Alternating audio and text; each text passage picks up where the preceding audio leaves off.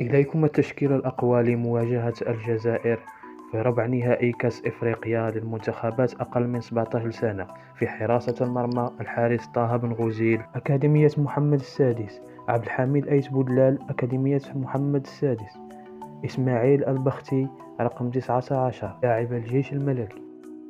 رقم 15 معاذ بوغيزان لاعب الجيش الملكي، رقم 3 فؤاد الزهواني أكاديمية محمد السادس، آدم بوفندار رقم 4 لاعب اليوفنتوس الإيطالي، اللاعب آدم الشاكير أكاديمية محمد السادس، عدنان الأحمر لاعب الرجاء البيضاوي، رقم 23 أيمن الناير لاعب الاتحاد الفتح الرباطي،